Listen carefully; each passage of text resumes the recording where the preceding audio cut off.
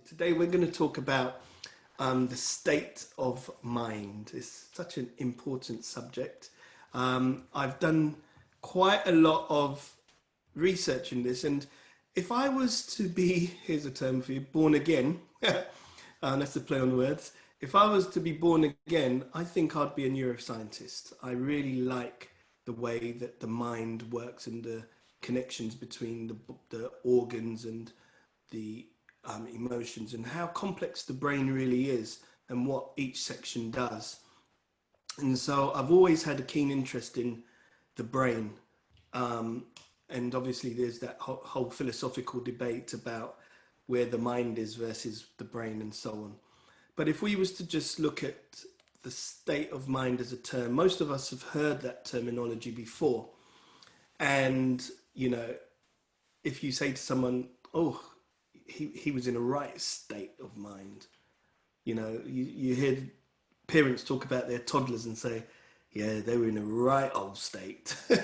And but in the same breath, there can be a right state of mind. So I want to explore what is a state of mind. And today I just want to look at some of the pinch points. I want to talk quite vociferously about what it is. And then on Thursday, I want to give you some hints and tips on how we can move and shift our state of mind to one which is full of active learning and one which is really helpful rather than destructive, one that is deliberate rather than just habit formed. Okay, so you're going to have to tune in on Thursday for the answers. Today I'm going to give you a bit more of a lesson session.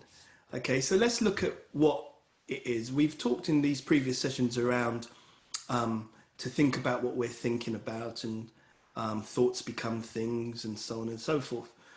But a state of mind is simply the status of one's consciousness as your perception of the outside world and your perception of your own intuition, your inner world. A state of mind is basically a person's disposition to acquire and attach emotions to form a mood. It's the condition, character, and here's a nice one, cognitive trending of thoughts and feelings. The effect that a mood has on one's person's thinking and behavior can vary exponentially and is definitely subjective. Now, the mind can have various states at any given hour and is usually depicted by experiences or current events. But that said, there is usually an underlying dominant state. And these mental states can be grouped into categories such as emotions, which includes fear, hate, love. Cognitions, which is the processing of knowledge through thoughts, experiences, and usually they come into our minds through our senses. I said minds there, but I'm also using today the word mind and brain interchangeably. Please forgive me. And perceptions, to become aware of something, usually through, again, our senses and our opinions. So it's fair to say that by cognitive recall, you can remember the experiences, the emotions, the feelings attached to that event. You can refer to incidents where you've experienced euphoria, the time when you fell in love, or in opposite, where you've actually lost something or someone of great value to you. A state of mind is a collection of thoughts that are forming a conclusion and they're seeking approval. They will hang around as long as they are endorsed and made to feel welcome. They could even become permanent and completely not just change your mood, but change you. Okay, so let's look at some examples. I'm going to really keep this very simple and we'll dig in a bit later. Um, as I said, a feeling that is associated to any word can contribute to your mood. So let's say, for example, when you were 18 years old, those of you, most of us, I believe, are over 18 in here. But let's say when you were 18 years old, you went on holiday to, let's say, Spain. You played a lot of beach, had amazing drinks, and experienced an incredible time with family and friends. You had the holiday of your life.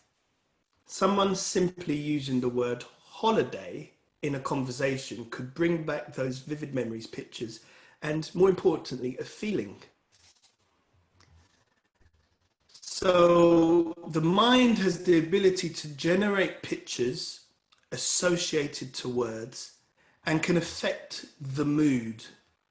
So obviously, the opposite is also true. You could have been on a holiday from hell.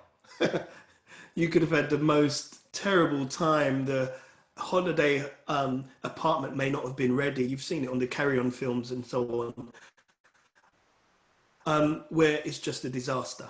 And if someone uses the word holiday, it reminds you of a really bad experience. So if we do focus on those negative experiences and relive them, we generate that experience. And I'll look at a bit later on what that does to our mood and how it can affect our state of being.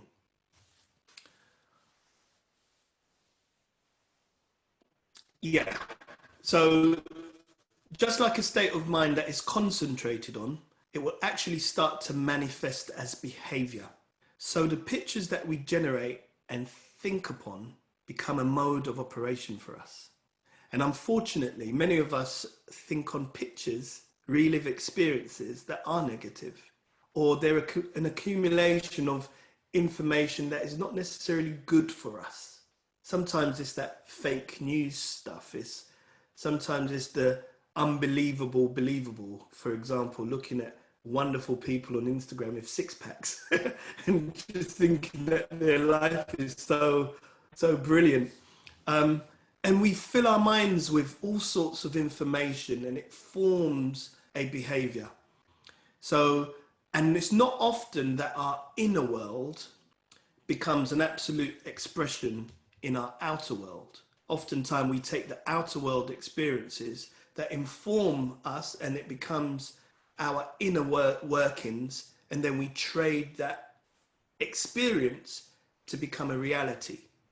When really and truly our inner world, from a place of pure potentiality and purity, should be able to inform and create our outer world experience. So I want to go into one of the major states of mind, which is a very delicate one, very tricky one to navigate, but it's called fear. And I know we've talked about fear previously, but that was season one. We're now in season two. We're going to go in a bit deep if you don't mind. Let's look at some of the states of mind before I go into fear. That could be anger, hatred, jealousy, inferiority complex, the disgust, the sadness, the avarice, greed, lack, poverty, but also it could be one of euphoria, it could be one of hopefulness, it could be one of excitement. A state of mind is, as I said, a generation of thoughts that have been accumulated over a period of time. So let's look at this emotion of fear. So whether you are 7, 17 or 70, emotions can be absolutely confusing. In large, emotions are very subjective. They are that experience that you have created. Scientists have exhaustively studied the brain's role in emotive states and have usually tried to push that understanding to around perception. But there is also the neurological pathways that get designed, and it's usually based on who you are. Some of it is to do with your genealogy, but some of it is to do with learnt behavior, some of it is to do with information gathering. So parents have a massive influence on how you are wired, not just because of the DNA, but culture, traditions, things that they've taught you to do and observe. School teachers, they've taught you what you should be. Religious and faith leaders have taught you what you should be. And the sad thing is, sometimes those belief systems that we have outlived are not necessarily congruent with who you believe you are, which causes that sense of dissonance. You know, I've heard in these sessions that people have had to do, I've had at least 4 people in these sessions say, I've had to go against my parents' wishes because it wasn't congruent with the purity of who you are. So scientists have tried to figure out what is the brain's role in emotive states. The funny thing is that as humans, we connect with each other on an emotional level. We like that person, or we like that thing that person has done for us. So we connect, or we don't like that person, or we don't like that group, or we don't like that behavior. So we disconnect. But all of us, if not most of us, react to certain stimuli in exactly the same way, irrespective of race, religion, gender, age, etc. So let's look at a football stadium, full of fans cheering for their team of choice, brought to a heightened state of euphoria when their team scores a goal. But this very same fans can unanimously, automatically be deflated if they end up losing that match. It's the same stimuli, same 22 guys, and usually guys, now women as well, actually, let me correct that. 22 people on a pitch playing football. And it can create such an emotion that unanimously affects people's behavior. But let's go in a bit more into the workings. Similarly, if we witnessed a fatal car accident 3 weeks ago, your heart may pound and your blood pressure rise at the sound of screeching brakes today. Why? What's happening? Pioneering neuroscientists like Dr. Joseph Ledoux began to examine the way brains shape our experience and our memories to generate a variety of human emotions. He began by examining the emotion that I've mentioned already, which is common to all living creatures, and that is called fear. He wanted to unravel the workings of the brain's mechanisms for detecting and responding and remembering dangerous situations. So he deduced that fear can create emotional memories that trigger psychological responses that washes over us. Here's the key: without us understanding or having the slightest clue as to why. Now that's interesting. That fear can come all over us, create a memory that triggers a psychological response that we become, and we don't know why. So fear is pervasive. It's usually unwelcomed. It's very influential, and it actually can be contagious. So let's unpack this a bit more. Currently, as humans, we may not be afraid of being attacked by bloodthirsty alien predators. That's not our experience here in London as we know it. But modern society does, in fact, present us with countless other dangers. From potential catastrophes such as global warming, a third world war, and here's the big one, viruses, including the one we're facing today, coronavirus. Fear is an interesting emotion to study because at the root of many, if not most, psychiatric problems is fear. That's included in the family of anxiety disorders, panic attacks, obsessive compulsive disorders, post-traumatic stress disorders, and they take up and make up for about half of the psychiatric, including substance abuse. These are all disorders of the brain's fear system. The brain system that generates fear behavior helped us to evolve and stay alive and has been preserved for millennia across the variety of animals. Let's look at this. The way we act when we're afraid and how our body responds is very similar to how other animals act when they are afraid, even though they are responding to different things. Let me give you an example. A rat may never be sent into a panic because of the news of the stock market crash. And ordinarily, as humans, we're not afraid of the house cat. Most of us are not, unless you've got allergies. But the way our bodies respond because of the news of a stock market crash is very similar to how the rat responds when he sees the cat. Interesting. So behavioral tools, what are we looking at here? One of the most important behavioral tools is what we call classical fear conditioning. It's all going to make sense in the end. What I'm going through here, it's all going to come together. Classical fear conditioning. And you may have seen these experiments or you've read about them, especially with dog trainers.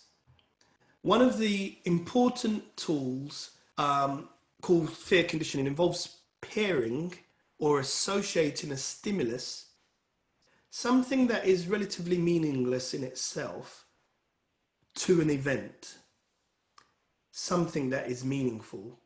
So a dog trainer may ring a bell when it's time for food.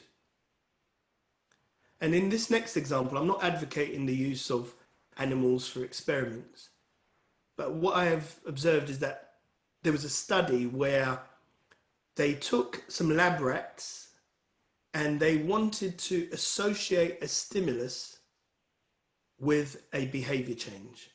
So what they done is they put a certain part of the rat's containment with a pressure pad that could stimulate a small electrical current, a shock basically. And then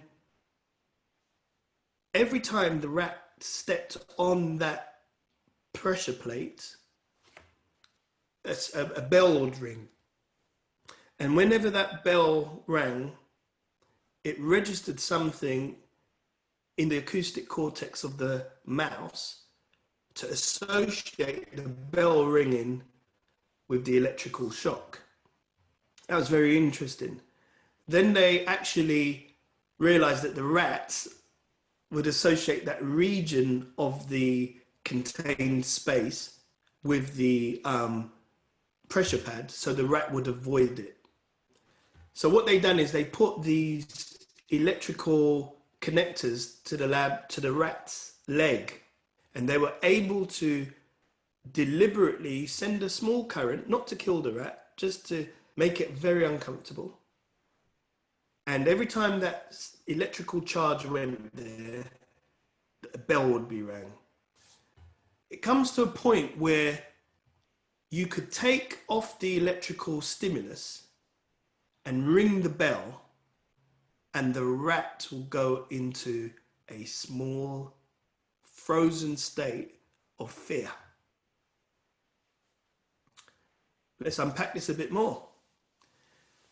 Footage of the bombing during the 1996 Olympic Games in Atlanta revealed that when the bomb first went off, the first thing that happened was that everyone flinched. And that was the startle reflex. But the very next thing they done was freeze. And they stayed down, they hankered down for about 2 seconds. When we freeze as humans, it's our brains telling us we're in a dangerous situation. Because our fear-based systems in our brain detects danger and responds to it in a very automatic way. In addition to that startle and freeze reflexes, the body has also other automatic responses and reactions. And these are all part of our fight or flight syndromes. So in a situation of danger, a variety of psychological events take place. Blood is redistributed through our bodies to the parts that need it, and most of the time that's our muscles. This results in the change in blood pressure, in our heart rate, the releasing of the stress hormone, and in general, the body is preparing itself to move quickly.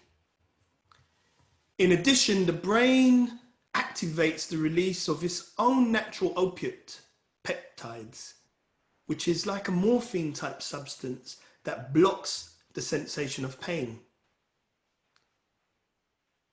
This reaction is very natural, and you see it in a wounded animal that drags itself back to its nest, or a war soldier who's injured on the battlefield, and that sense of bravery or the ability to continue just keeps going until they get back to base and they start working on it. That's when the pain sense seems to be heightened.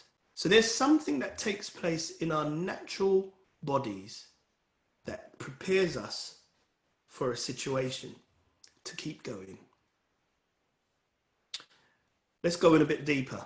I hope this is making sense. Let's go in a bit deeper. Let's imagine that you're a hiker and you're walking through the woods and you see something on the ground, and the image gets to a part of your brain called your thalamus, which sends a crude template to the amygdala. The amygdala in turn activates your heart rate. It gets the muscles ready and tense and ready to go. And at the same time, that same stimulus, that same image is being processed. It's making its way through to the cortex of your brain, which is slowly building up a more accurate representation of this thing called a snake. Let's call it a snake. So now the thalamus doesn't know if it's a snake or a stick, but it just looks like a snake. So as far as the amygdala is concerned, in this situation, you're better off treating the stick as a snake rather than the snake as a stick. And so it does send you into a place of fear where you can pause, you can anticipate, your blood pressure's rising, your mouth may become watery or salty, you may sense your hairs on the back of your arms standing up, and it actually prepares you to either run, to take on the snake, or to make deep observations. So your body's natural defense system says to you, it's better to think of this situation as a snake and be prepared, be safe, rather than make an assumption it's only a stick when in fact it's a snake. So I'll get into a bit later on what the cortex does to differentiate the two things, and that's the heightened side of our brain. But it's our natural response to have fear. There's a reason why it's there. Okay. Actually, I think I'll talk about that now. The cortex, and Doctor, you see these online. If you want to add something, get ready because I'm going to call you. Okay. The cortex processes that stimulus, but it does take a bit longer than our immediate response that takes place in the amygdala. The cortex helps with our higher level perception. So for example, let's say you regard all snakes as dangerous. You've seen this thing in the woods whilst you're hiking. Your immediate response is to freeze and then take time to make a decision. Whilst that decision is being processed in the cortex, that higher level of perception is taking place. And you realize, well, look, if I'm afraid of all snakes, if I'm at the zoo and the snake's behind an enclosure, I feel less at risk, less fearful because it's behind this glass that we're assuming is triple protected, thick glass that the snake can't get through. So we're safe. And then our perception starts saying, well, okay, we're in the field now, or in the woods, and this snake is very much real. So I've got to be cautious. But after careful examination, you realize it's only a stick. Then your natural body's response should be to say to that fear, it's okay, calm down. And you may even laugh at your circumstance and think, oh my God, I was really scared. So there's a point where you switch off the fear. I think you know where I'm going. There's times when we don't switch off the fear. But anyway, I'll get to that bit. Okay. In most of our days, in every single day, there are emotions that come our way that we don't know why they're there. We don't know how they got there. And so what we try to do is assign some sort of memory to it. We don't know sometimes why we've just had this overwhelming sense of sadness, or an overwhelming sense of euphoria and hopefulness and faith-filled opportunities, a mind for planning, or a mind for just feeling mildly depressed. Happens to us all at different parts of the day. If it's not every day, it's every couple of days. We move, we fluctuate, and we don't know why. Some of us assign spiritual truth to it, or spiritual understanding. And I'm just wondering what is actually going on in the brain that may be taking place that's causing you to be in that state of mind which is fluctuating, and you can't seem to hold on to a dominant thought that brings you back down to a sense of balance. I'm going to give you one more example and then we'll start talking. If we were to be completely honest, let's look at this situation. Let's imagine that you're in a restaurant with having a difficult conversation with someone who, you've got to have that conversation with. You don't necessarily dislike the person, but you've got to have this serious conversation. And imagine you get into this conversation and then it turns into a massive argument.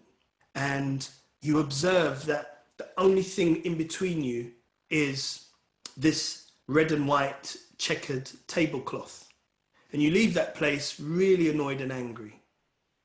2 days later, you're walking down the road and someone's walking towards you, and you get this gut feeling that you just don't like that person. You've never seen that person before, you've never met that person, but you get a gut feeling. And we, not just you, but we've been taught to learn to trust our gut. So we're saying, don't know what it is about this person, I just don't like them. But in fact, the case could be the reason why you don't like that person is because they're wearing a red and white checkered top.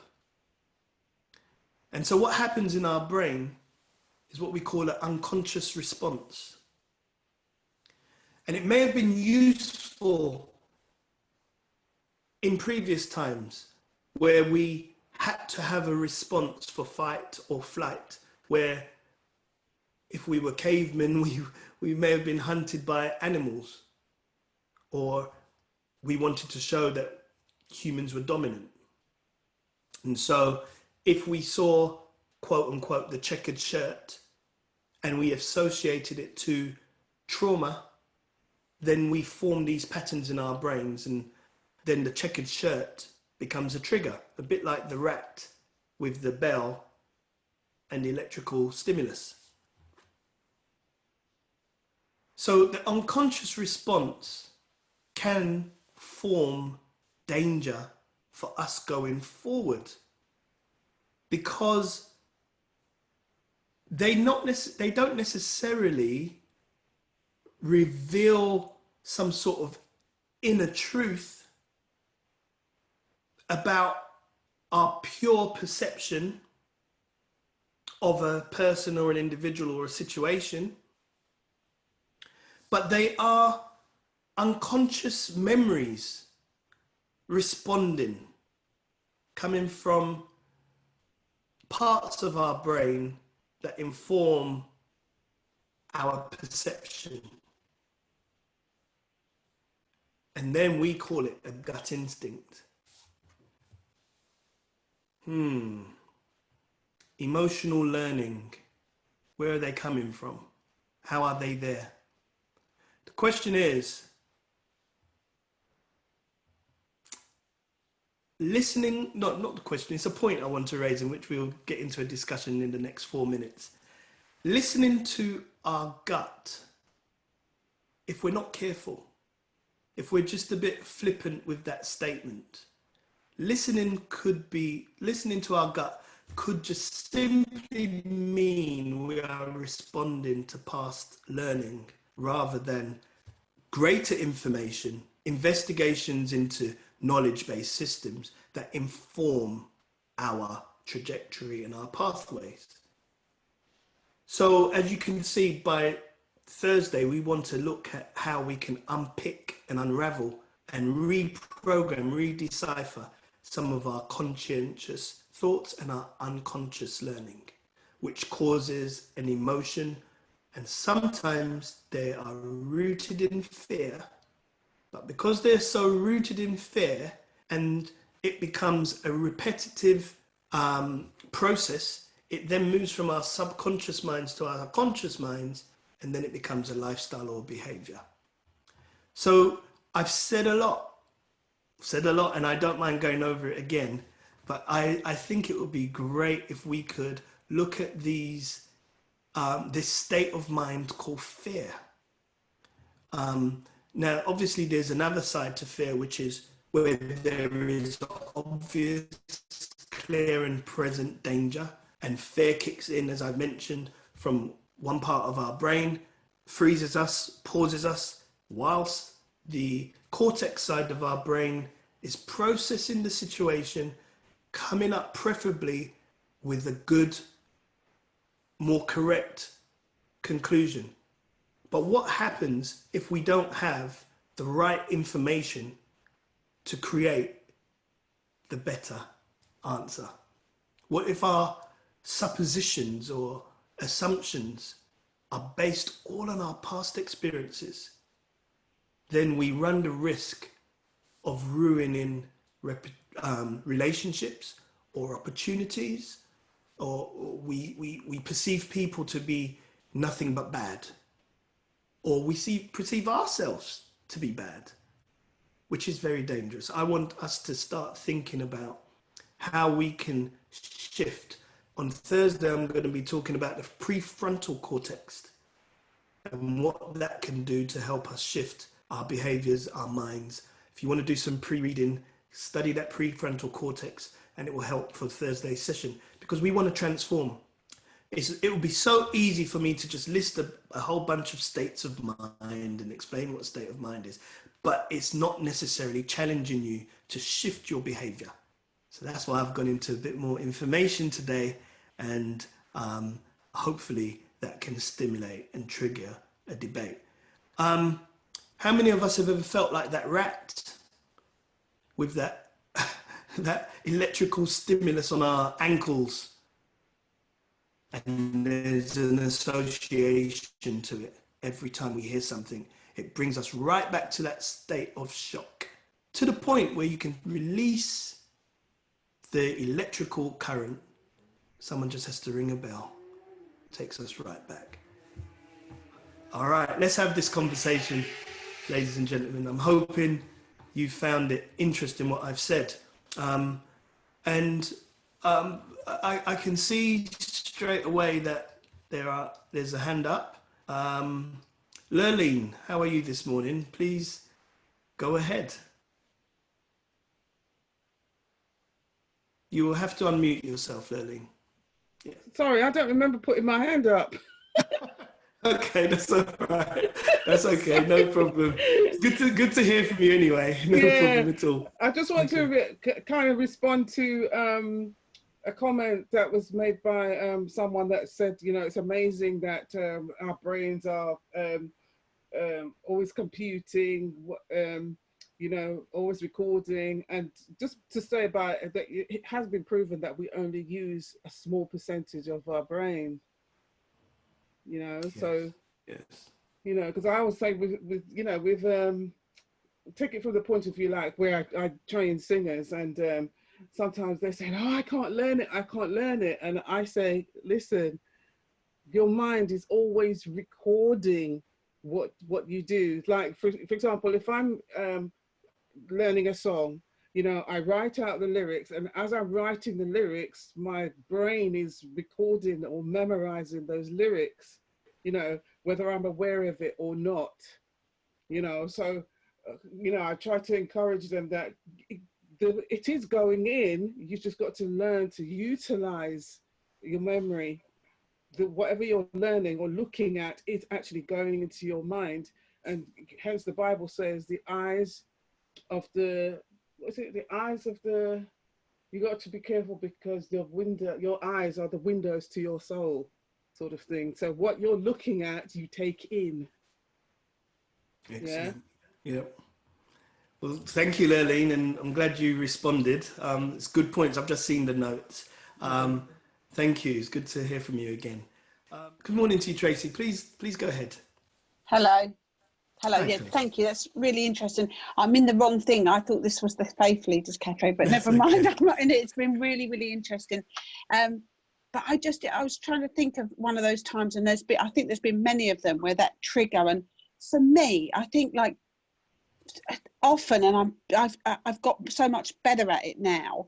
I would go into a room full of people that were from a different background from me. So being within the church, I'd go in and there'd be a lot of kind of middle-class men, and I'd be in there, and the feeling of insignificance would come right to the fore of my mind. It would keep my mouth closed to say anything, and that I felt insignificant. And the other thing is, somebody once said to me, the way you speak, because you drop your H's and your T's.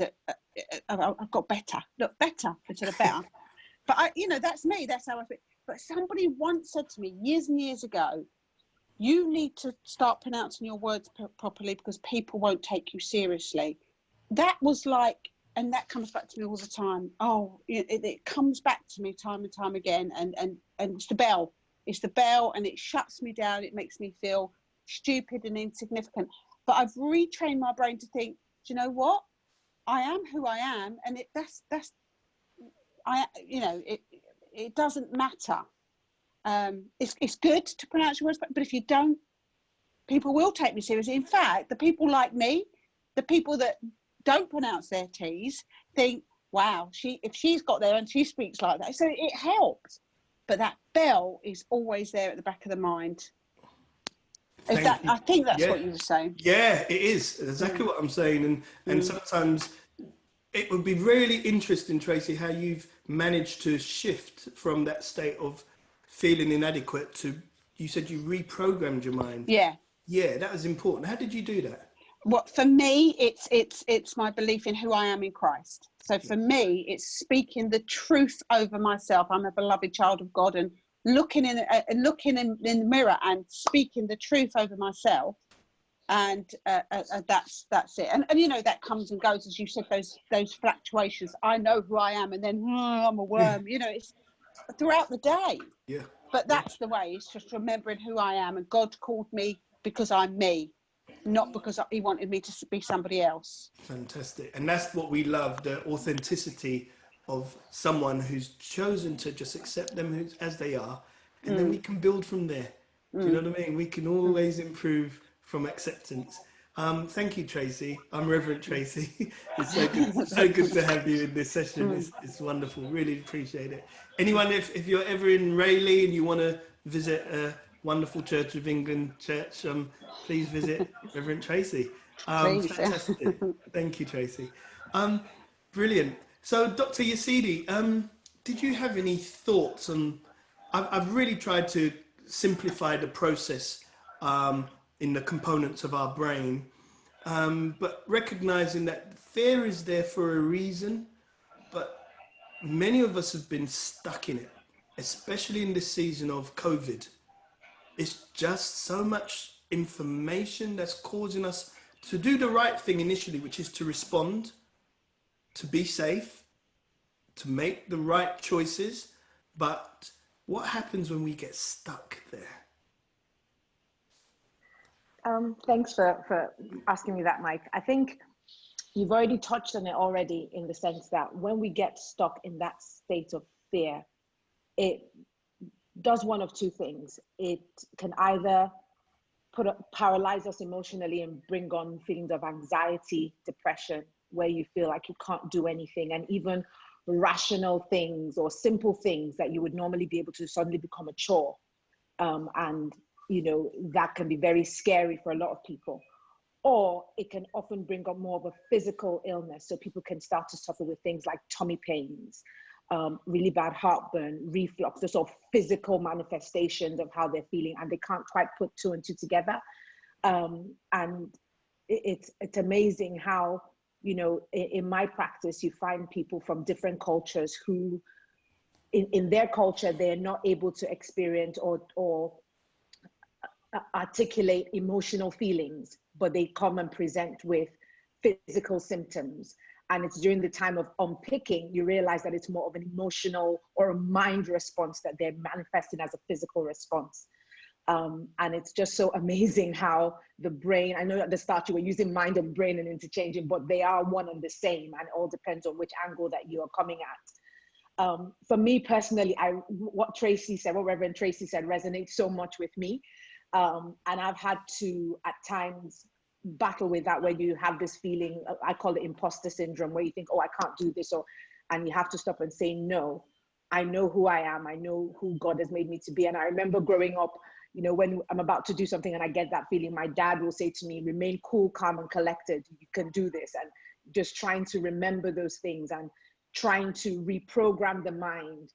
And, you know, sometimes you get caught in that vicious circle of, oh, you know, I can't do this.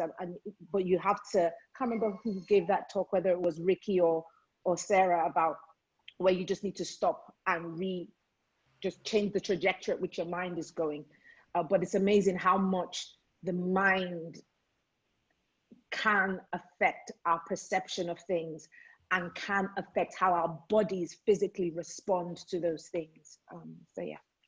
Yeah, excellent. I mean, thank you. Brilliant response. And I mean, in my notes here, I've got literally verbatim what you were saying about anxiety, and I'll quickly read it. Let me just pull this up. With me. Yeah, continuum of a characteristic developed in early childhood. For example, anxiety could have been birthed over overcompensating parent who literally does everything for the child. In this example, the child is not allowed to experiment or experience their world and cannot assess their findings because the parents take over. The child becomes dependent on the parent's intervention. And if for some strange reason that parent's intervention is not there, the child can become anxious and not sure how they will accomplish the task at hand. That's a simple example. And it could be something as simple as picking up the child every time they fall over, offering a word of comfort every time there is no harm done, or even a child, or giving the child the answers to every test question. You know, you're doing everything for the child. And when you're not there, that child is struggling. Day one of primary school. Oh my gosh, it's huge anxiety. Okay, so anxiety is all about the future, but usually based on a unconscious mind past. I'm unstable. I'm hoping I'm not freezing when I'm speaking to you. So anxiety is all about the future. It's the uncertainty of tomorrow or later on today. The anticipated pattern change in your lifestyle. Some physical symptoms of anxiety can be butterflies in the stomach, wet palms, dry mouth, heart palpitation, headaches, or even panic attacks. So these are things that have generated in our mind, and they get exacerbated in our physical bodies, which causes a lot of trauma and symptoms. So look, this is just the start. I can't wait to Thursday to give us the part 2, but Fiona, please go ahead. It's good to see you again this morning, Fiona. Hi, Mike. Morning, everybody. Morning. I, it's a small thing, but I don't know exactly what it was that you said that just triggered this memory in my mind. And it took me right back to when I was at school, long ago, when I was at school. And I was on the athletics team. I was pretty good, if I could say so, on in athletics. And one of my favorite events was a high jump. And we'd practice, we'd be able to go up to the field and practice after school, just freely and all the rest of it. And I have no idea, but one evening, I was doing my usual run up, and just stopped dead. And I just couldn't jump, just could not jump. And I think somewhere along the line, I had associated the height I was jumping with actual height, rather than simply seeing a barrier to jump over. I made the association in my head that, I was so far off the ground and what that meant, and the potential for harm. And I just froze. I never ever jumped again. And what I have come to realize as I've gone on in life is I do get anxious. I do. People always say to me, "I don't know how you do it. You don't seem nervous about anything. You just go forward without fear." And I laugh because I'm as fear-filled as the next person, perhaps more. But what I do register within myself is that when I think about things, as in overthink, then I don't do it. I'm stuck. I become stuck. If I process it in terms of steps to take, then it's steps leading up to the goal, whatever the goal is. Then I have a completely different feel about it and a different outlook, and it's much, it's just a matter of going through the steps. I don't have to think about anything. I don't have to think about myself, just the steps. So it just struck me how that memory came back to me and made me realize, just once again reconnect with the power of the thought, of the mind, of the brain. Yeah, it's Wow. It rules. Yeah, it does. And could you imagine if we could tell it what to do and let it rule with good thoughts? Yeah. It would be such a powerful space that we're in. Thank you, Fiona. Brilliant response. I'd like to ask a few other people on how they observe this state of fear, especially that moment where we hear that thing, that moment where fear wants to present itself because of a stimulus, an event, something's happening, and we immediately stop, we freeze, and then we pause, and then we start to process and calculate what to do next. I tell you what, sometimes just going to the shopping centre is fearful. Is a bit strange now out there. Who do we connect with? Who shouldn't we connect with? Things are opening back up. Should we be talking to everyone? They're now talking about wearing masks before you go into a shop. Well, 4 months in, is that a bit too late? I don't know. Should we be fearful? Should we be fearful? Is it reasonable to be fearful? But I think the problem is when we can't switch that fear off, and it becomes so debilitating and so real, and so real. I'd like to ask a few more questions to particular people in the room. Rox, I'm going to come to you. How are you this morning? Have you ever experienced that sort of debilitating fear? And if so, what do you do to overcome it? Hi, everybody. Yes, I mean, I can echo what Yazidi and Fiona are saying. There are moments where, particularly early in my career, you go to a meeting and you get that imposter syndrome, like being the only Asian female in a group of white middle-class men. You know, do you have a voice and do you have something of authority to say? And the way I've managed that over the years is it is reprogramming and understanding when fear is actually helpful and telling me something in terms of being safe, but actually where it is a barrier because of my preconditioning or perceptions that I have of what maybe perhaps others are thinking about me. And, you know, it's a work in progress and I'm still learning, but that's the way I cope with it right now. Excellent. Thank you. Thank you, Rox. So it's something that happens to all of us. Stephen Brooks, good morning to you, Stephen.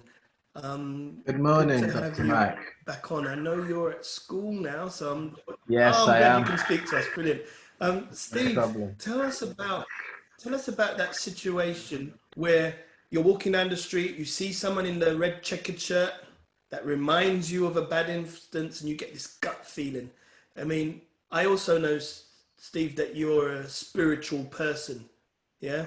So how do you distinguish spirituality versus what's really just going on in the parts of our brain? For me, thanks everyone for their contributions. I've been learning a lot. For me, it's always been about being reflective and sometimes not in the moment for myself. I've learned in recent years to sort of unwind at the end of the day and to evaluate decisions and actions and feelings that I've had. In the moment, I've not been as successful as I have at the end of the day. And so I learn from that. And then each day I come with a more refined perspective on the situation. So what I'm responding to is what I've already learned 2 days, 3 days, a week before, if that makes sense. So hopefully, as I incrementally improve in my personality and character, I respond instinctively better because of the reflection I've allowed myself in that evening.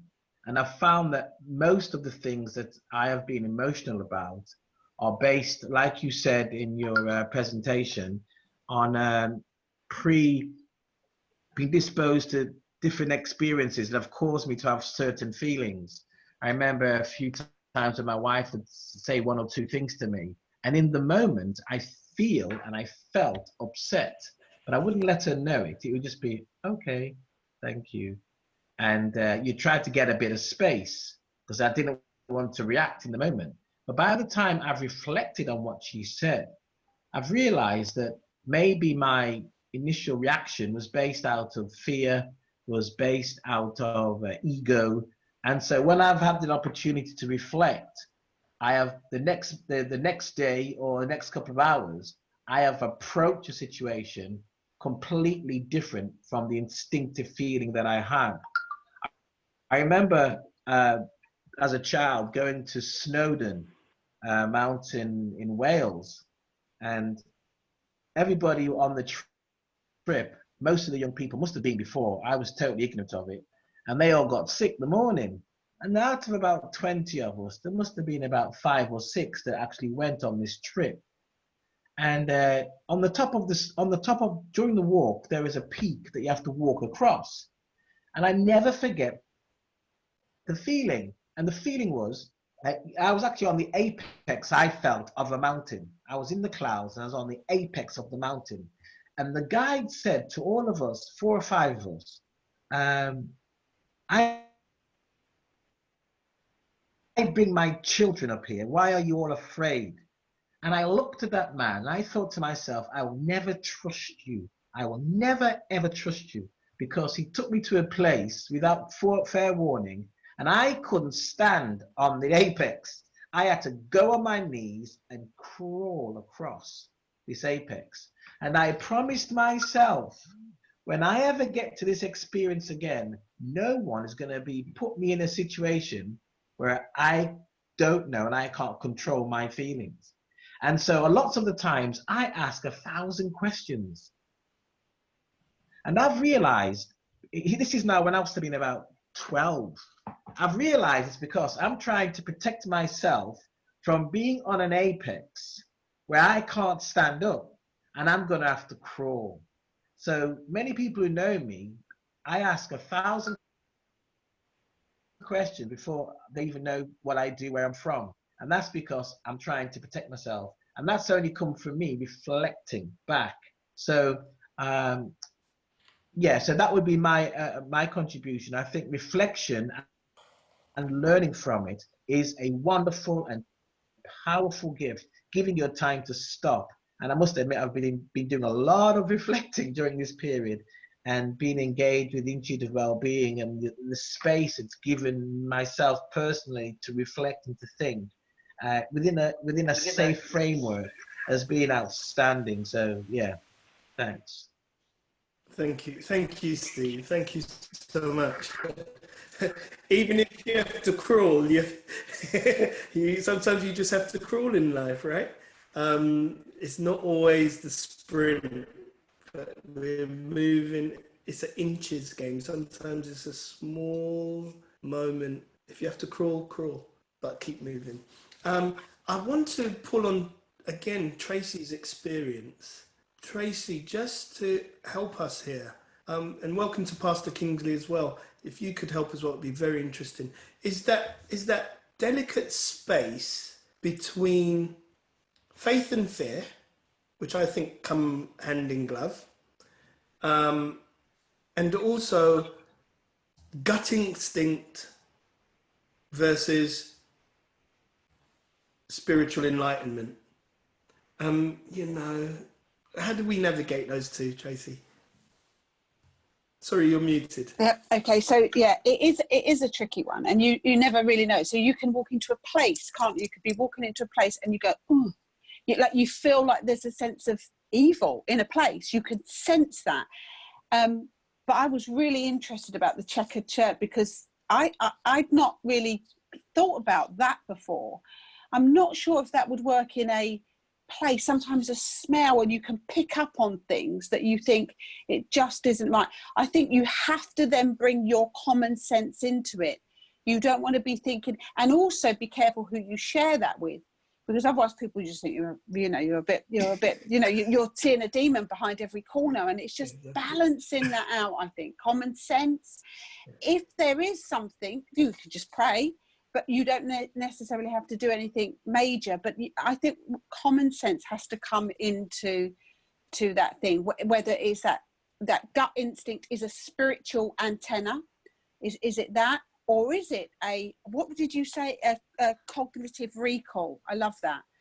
And now I'm going to be looking to balance it even more after, you know, learning what I've learned here today. I can't give you any answers. I don't know, but I just think common sense in the situation as well. Who you share it with. Don't be going out there saying, "Oh, there's a demon in here," or whatever it might be. But there might be, you know, and it's just using that sense, that God-given sense, Yes. and that spiritual antenna as well, I think. Yes, absolutely. Brilliant. Thank you, Tracy. Yeah, so there is that space, that wonderful space where we have the choice, to respond how we feel is appropriate.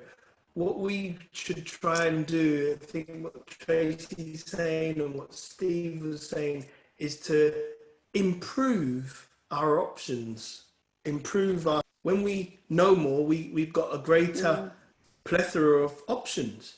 But when we don't know, imagine the first time you walked home from school in the winter. Did anyone have to do that? I did. I grew up in the 70s. And the dark night, walking home, just the sound of the leaves was terrifying. Just the sound of the leaves in the winter was absolutely terrifying. But it's only leaves, you know? And then you grow to realize, oh, I know that sound, it's the leaves. But when someone's walking towards you and in the winter, everything looks dark, you start thinking about the horror film you watched the night before. And it's not necessarily true. So we've got to upskill ourselves with the right perceptional filters. And this is where the hippocampus and the cortex and the prefrontal cortex comes in. What are we doing to inform behaviors? Remember at the beginning of these sessions, we said, let's cut out watching too much of the news. It doesn't mean you don't watch the news, but don't let that become the fear-based doctrine for you to just live your life by. Brilliant. Ricky's posted an amazing question. Sorry, Fiona said something which I totally agree with. Shapes of the branches of the windows at night. Oh, it was horrible. Walking home in London in a dark street is not very easy. Especially, Fiona, I believe you grew up in the Caribbean. It must have been even worse because there wasn't always street lights at night. So, yeah. So, Ricky, you've posted a point in the session which I think is brilliant. I'm going to ask you to share your thought on it, Rick. And then if you could also do the poll, please, Ricky. Please go ahead, Rick. Sure. It's been a really, really insightful conversation. And I think just reading some of the comments, this has been probably more timely than we could have perhaps imagined as we're starting to think more about the influences of the last 15 or 16 weeks of not just coronavirus, but the reciprocal effect that's had on people's lives, both emotionally, personally, and socially as well. So I was just thinking from the perspective of a few things that have been shared from a perspective of faith as well. But do our thoughts, how much do our thoughts really, do we allow our thoughts to govern our behavior? Because when we think about the machinery of the human brain, and Mike, you mentioned some of the different functions and parts of the brain, and I can't even begin to firstly say how not just complex, but how ingeniously made the human brain actually is as a piece of machinery. But are we in control of that machinery, or does the machinery control us? I know sometimes we think about, things like transforming our, today's Transformation Tuesday, so I hope we all start the journey of transforming our minds, or the renewal of our minds, so to speak. And so do we actually capture those thoughts, or do we let those thoughts run wild? And I'm just asking that because I think sometimes, on that subject of fear, sometimes we can act very quickly, and sometimes they lead to behaviors that can do more harm than good. Sometimes it's like repressing the feeling, like burying it below the surface, the fear to want to actually deal with it, but actually it just takes root further in. And I guess I just wanted to really ask is that, do we, as those thoughts run wild and rampant in our minds, do we chase them, or do we hope they'll go away? Interest in the the last question that you posed, do you believe you can change your state of mind? Yes. I suppose if I was to ask the question on top of that, it would be simply this: will you? Will you? So keep walking with us. We're going to show you some techniques and tips on how we can change our mind, because 96% of us believe we can. And I think it's a really important time to do that self-assessment, that self-audit, to see what needs changing, be transformed with renewed mind thinking, new pictures, new concept, updating of the information. Do you believe what you believe? Do you know what you believe, or do you believe what you know? All of these things we can start investigating. Why do you believe what you believe? Have you ever, do you just believe blindly, or do you believe with investigation? Let's think about stuff. Let's be a bit more mature about our processing. Let's get rid of, here's one. Let's get rid of some of the traditions, traded down versifications of stuff that mean nothing in the bigger picture, but yet have held us in certain spaces of captivity. I'm not talking about, you know what that means to you. I mean, there's certain cultures that we've just adopted, and it's not useful anymore. And we can't pass them on to our children, because it will leave our children not only in the dark, but ill-equipped, and will conjure up this thing of fear in them. So they're not well-rounded, they're not prepared, they're not ready for the world. So we've got some workings to do. And it's important that we start. So on Thursday coming, we will do the part 2. I also want to say one thing here, and thank you, and it's this: thank you to everyone. I sincerely mean this. Thank you to everyone who has contributed to the case studies. I know Habib has been going around and bothering you and just just asking for you to fill out stuff, and I've seen some wonderful videos. I'm so impressed. I'm so impressed. What we'll do is we'll gather up that finding. We want to make sure that our service is useful. We also will report back to different agencies and say, you know what, there is a body of people that actually want to change. They believe their shift can come, and these are some of the mechanisms that they've used to improve their sense of well-being. So being well starts with you. It's sometimes we're so good at making sure everyone else is being well, and we leave ourselves empty.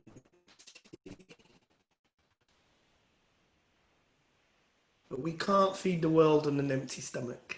So take care of yourself. I can see a lot of you smiling. I'm not sure if you're smiling at me or if someone, yes. Tradition should have meanings. I'm just looking at the comments. So true, so true. Let's not just be blind anymore. Let's just investigate, what are we letting in? Are we controlling our minds, or is our minds controlling us? And whichever way it is, let's make sure that we interrupt, or, here's the popular word of the day, disrupt some of that thinking to realign it so we can shift our state, our concentrated, conscious, cognitive state of being, so that we can be better. We can be more useful to us, so we can be better as humans to each other, as brothers, sisters, sons, daughters, aunts, uncles, parents, etc. Then we can expand that into the wider community. And then when that community thing catches a fire, it then becomes a societal thing. Enjoy doing these sessions. I've missed talking to you guys for 2 weeks. I've missed your information. I've missed your stories. Dr. Yasidi, your hand was up. I'm not sure if I've bypassed you, but please do go ahead. It was just in response to what Ricky was saying earlier about when we have thoughts, do we let them run wild? But I think you'd already said that it was something we're going to cover later on Thursday. So that was why my hand was up, just to say that sometimes we have to capture our thoughts. Okay, maybe 1 second. Sorry. We have to capture our thoughts and bring them back, because if you just let them run, it can take you down to places that you never even thought you could end up in. Exactly. Thank you. Thank you. And to everyone else, stay safe, be well. think well, and let's tune in on Thursday to have that conversation part 2 on how we can adjust our state of mind. All right. Have a safe and wonderful day.